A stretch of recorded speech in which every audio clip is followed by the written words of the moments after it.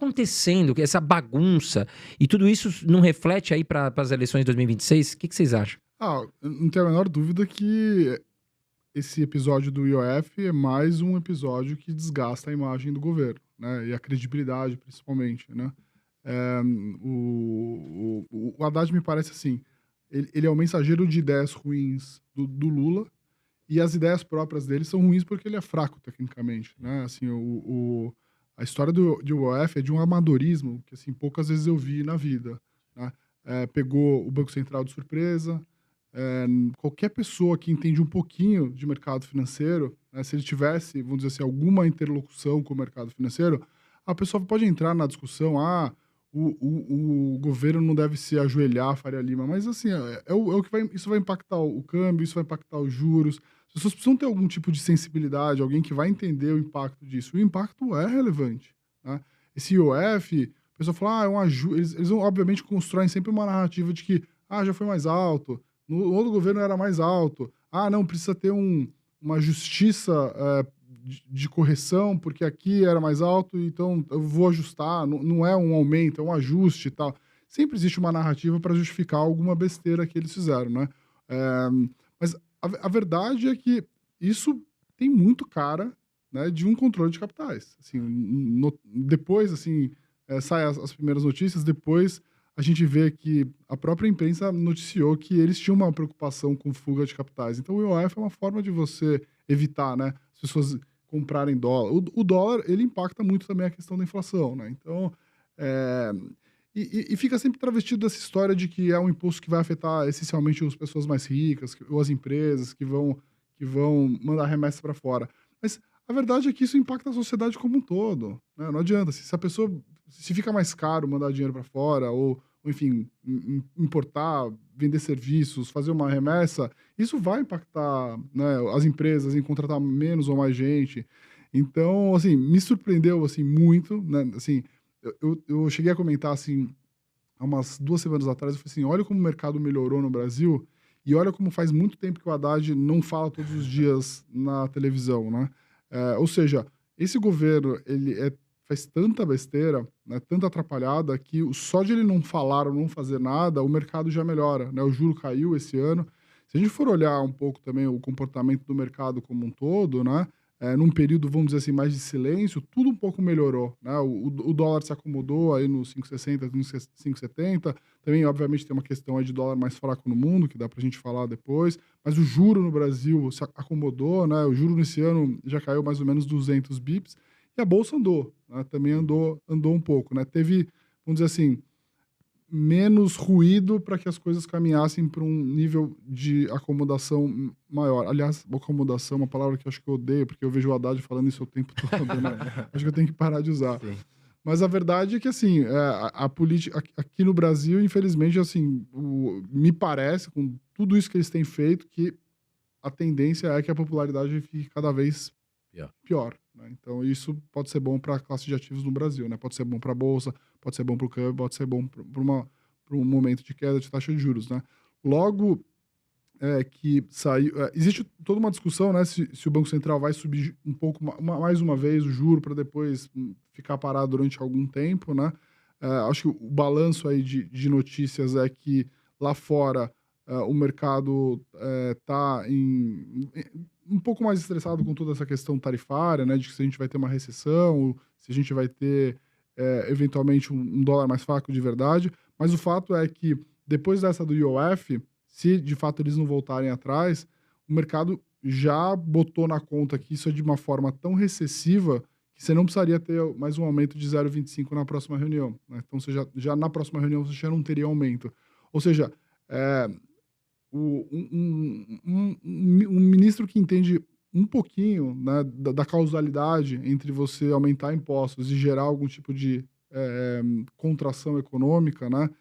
Se tivesse combinado melhor isso com o próprio Banco Central, talvez o Banco Central não seria pego de surpresa, né? Então, mas a verdade é que a gente está numas agora no Brasil que, assim, quanto pior, melhor, né? Quanto pior, Sim. quanto o governo mais fraco, pior, né? Quanto um cenário externo pior, talvez mais fácil para cortar juros, talvez um câmbio mais adequado, talvez as commodities não subindo tanto, também a gente não tem um problema inflacionário, então a gente está mais ou menos nesse sentido, né? Pelo menos eu penso assim. É isso mesmo. Ô, Roxo, e você tá confiante com a Bolsa de Valores? Nos níveis que a gente tá hoje, você acha que é daqui para cima? Olhando assim o cenário atual para a Bolsa de Valores, o que você tá achando do cenário atual? Muito bem. Primeiro, com relação ao IOF, a questão é que quando você sinaliza que você vai fechar a porta, todo mundo vai para a porta, né? Esse é a reação natural do mercado. Quando começa a ter controle de capital, as pessoas querem ir embora ou não entram, né? E isso é muito ruim. Então, a gente não tá igual antes. Mesmo que a IOF não aumente, até já vai aumentar de qualquer maneira, mas mesmo que não aumente, é como o cara lá do Itaú falou a palestra lá, um rapaz falou assim: se eu perguntar para minha mulher se eu posso ir pescar no final de semana, ela não vai deixar. Mas o problema não é esse, o problema é que acabou no final de semana, entendeu? Sim. Só de eu ter perguntado. Então, não é que assim, voltou atrás e não aconteceu nada, não. Existe uma vontade de controlar o capital, e isso é péssimo, né? Com relação à Bolsa, eu acho que a Bolsa brasileira tá barata, sim. Tá muito contraída. A gente faz muito tempo que não sobe. Se você descontar a inflação, né? E o dólar, por exemplo, a nossa Bolsa, o EWZ, tá com 28, ela já teve em 100 em 2008, né? Então a Bolsa brasileira está extremamente barata. O problema é que o mundo também não está numa situação fácil, né? Japão com problemas graves ali do seu endividamento, o endividamento americano. Então, se a gente isolasse o Brasil só com essa questão de que, se a situação piorar muito, o governo perde popularidade, provavelmente não se reelege, isso é bom. E se a economia melhorar muito, talvez ele melhore a chance de reeleger, mas é bom para a economia, é bom para a Bolsa de qualquer maneira. Então, eu acredito que a Bolsa brasileira está barata, sim.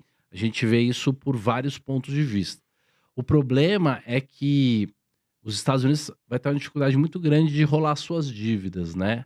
Os treasuries, a gente tem um vencimento aí de mais ou menos uns 10 trilhões de dólares, se você somar o déficit americano que o Tesouro precisa rolar nos Estados Unidos esse ano.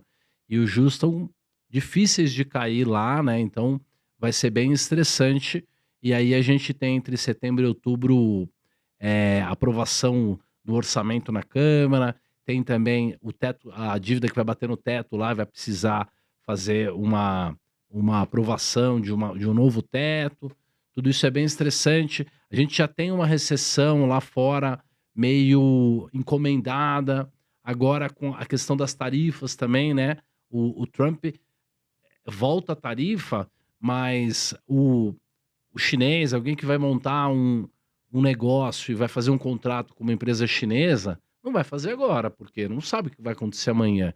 Então, a economia mundial está paralisando. Então, o Brasil pode novamente, né, na hora que está tudo certo, a gente tem um problema no mundo. Eu me lembro, em 2008, quando a gente teve o crash, né, a crise do sistema financeiro, da hipoteca lá nos Estados Unidos, o Brasil teve um investment grade dia 31 de maio, e nós tivemos um crash em setembro.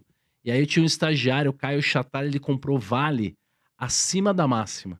Ele comprou no aftermarket. Nossa. Então o Brasil é meio assim. Então a máxima histórica era 51, ele pagou 51,50. Naquele dia, 31 de maio, lá, sei lá, 30 de maio, porque depois, no dia seguinte, o mercado caiu e não voltou mais. Então, a gente está numa situação crítica porque o Brasil tá barato. Lá fora, se a gente não tiver nenhum problema também, a Bolsa Americana pode voltar a subir, mas o mundo hoje deve muito, né? Depois eu posso explicar um pouquinho mais a situação da economia mundial, da dívida e tal, mas eu acho que assim, a Bolsa Brasileira, né, respondendo de maneira objetiva, está barata.